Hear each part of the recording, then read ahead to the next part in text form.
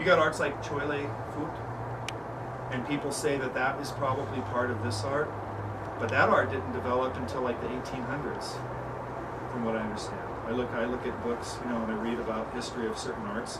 That art didn't develop until just recently, a couple hundred years ago.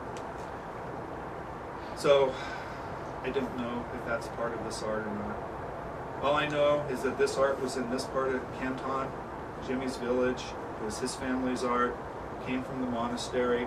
Toi, Lei, and Ho families were the ones that developed it, brought it all together at one point in time. And those two books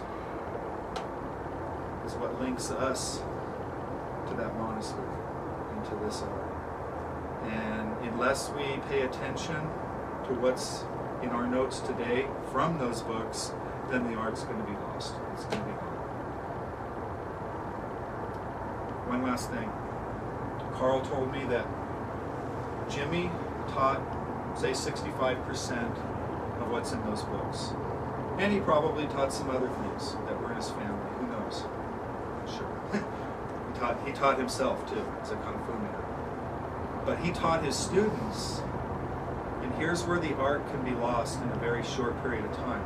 He taught his students, say, 50% of everything he knows from these books.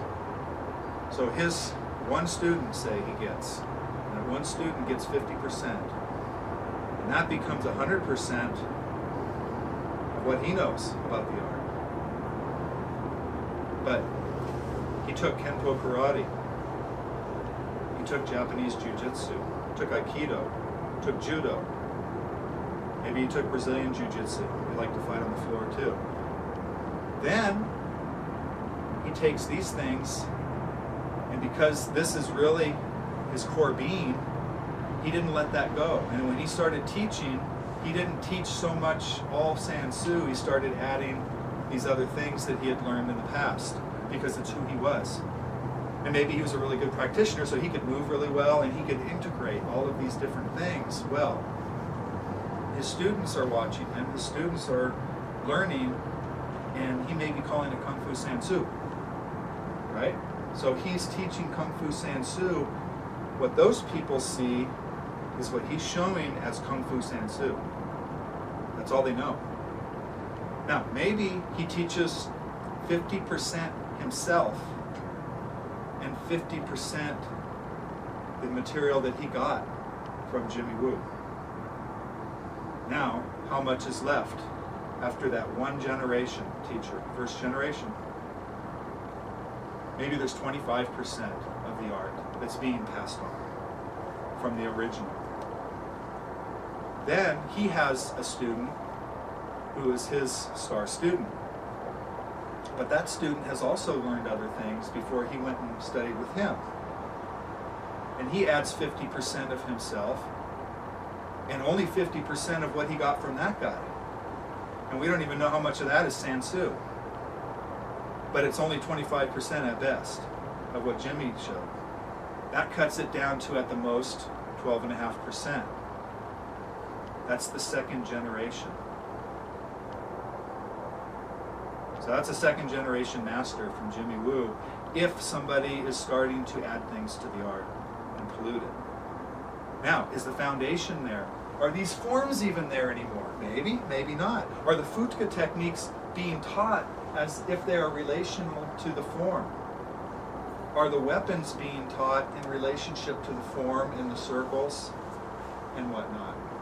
Maybe, maybe not. Probably not at this point, because there might be other forms coming in, because there's other techniques, or it's all techniques. They don't even teach forms anymore. This has happened in schools. So, third generation guy comes along, he does the same thing. Now you're down to less than 10%, closer to 6%. There is no art anymore. Now, if Jimmy's gone, the books can't be read, and say everybody dies that had anything to do with the original art, is there any way to go back to the original art? No. It's gone. Gone forever. You kind of look at it like the Bible. if the Bible was changed at any point in time, and all the old manuscripts were gone, never to be seen again, how do you even know if your Bible is accurate? You don't. And how do you go back if it's not accurate, if it's been modified and corrupted? How do you go back to the original without a copy of the original? You can't. And you'll never even know. It'll be just this big mystery of whether it's even right or whether it's wrong, right? And that's kind of a controversy among the Christian world. I mean, that's where higher criticism comes in and all that mumbo jumbo, right? People are questioning things. So when you have these other manuscripts pop up, like the Dead Sea Scrolls, that's very much foundational right there. That's huge as far as history goes and validation of what you've got. But with this art, if that happens, and nobody can go back, or nobody cares to go back, then once everybody dies off that had anything to do with what was really being taught from the source, then it's gone. It's completely gone. Okay, so that's not good. Yes? Are the black belt books the closest thing to going back that you can do? The black belt books are a good source for the forms and for the Fut'Ga techniques.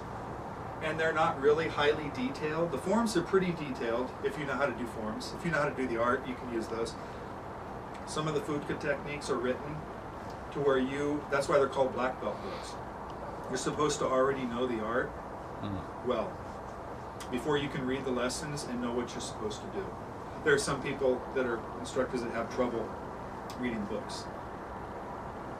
But I know the author, so when I read the books, I don't have any problem because I spent 20 years with him. So I know what he says and I know how he says it, and I can fill in the gaps.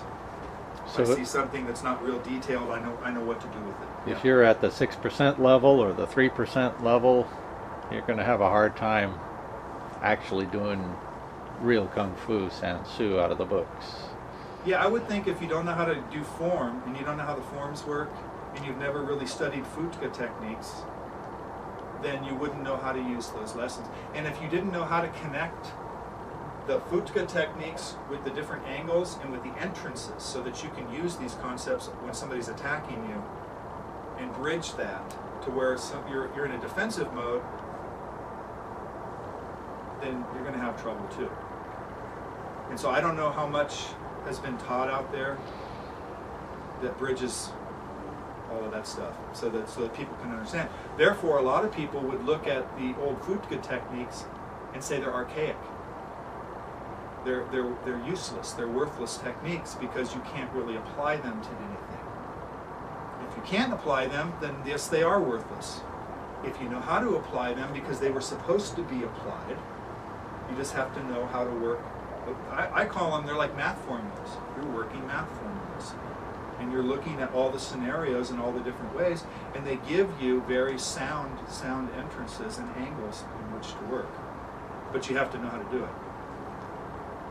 Okay? Any other questions on? Okay, well let's go ahead and get ready and we'll just go ahead and do the technique. We're going to look at the different angles from the three sides that we haven't looked at, and we'll talk about that. Okay? Let's come on up and do it.